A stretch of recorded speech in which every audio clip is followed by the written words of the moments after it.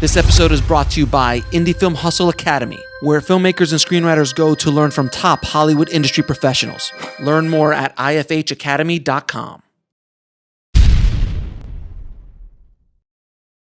In my opinion, a decade-defining film, which is Wall Street. It really captures a segment of what the 80s were like for people who wanted to kind of feel what it was like to be there at that time. And I feel that that's something that you do with a lot of your films. You define the era so beautifully, like with The Doors and JFK.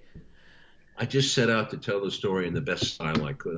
I was able to get better and better at filmmaking, and it's all about experience.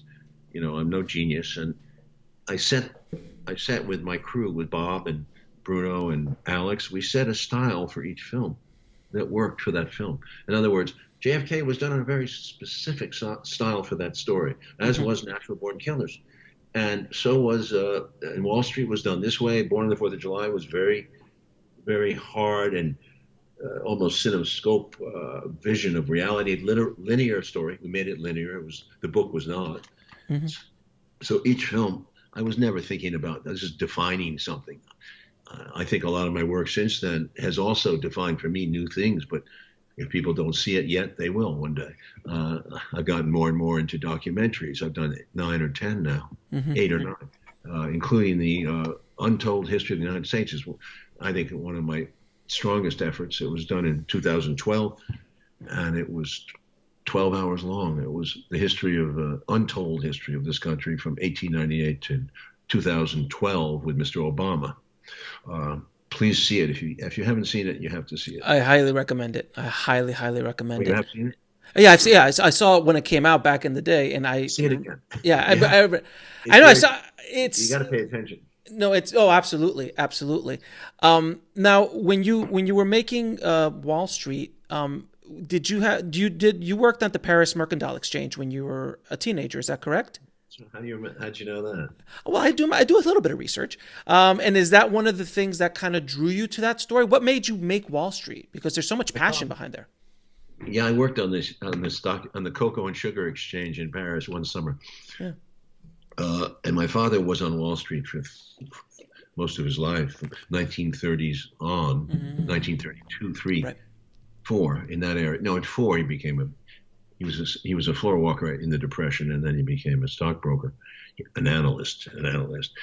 He worked his way up. It was the old system. He was the Hal Holbrook character in a sense, or the Marty Sheen character from Wall Street. He was the old-fashioned value. It was the way, do it the right way. Wall Street for him was a serious religion. It was the engine of American business. And I mean, he meant it seriously, because Wall Street was where you would go to get money. You would go to capitalize your business for research and for capitalization. I mean, it's very important to build companies. It was his idea of America. It was building. And he saw Wall Street as a most positive factor, which I believe it was for many people. Although, obviously, there's some privilege and abuse. Some people take advantage of it to more. But my father was a good man, and I don't think money was not his goal. It was about he was an intellectual. He wrote monthly letters, so he really cared about this. If he had lived past 85, he would have been, I think, surprised to see a Gordon Gekko type. When I made the movie, the business was changing. I had friends who were making millions of dollars at my age, on Wall Street.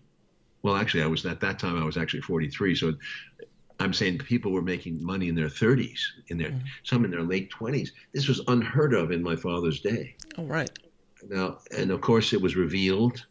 A new business was revealed. The concept of businessmen like Gekko going into companies and getting their stockholders to vote for them, and breaking up these companies, and in some cases cannibalizing them. That is to say, taking businesses like big business and take a subsection of it and sell it off, cannibalize it. That's what he does in the movie. Charlie Sheen's father is a union rep at the airline. He runs the union. Yes, Blue Star, if I remember correctly. Yeah, he takes over on a tip from Charlie that was given to him.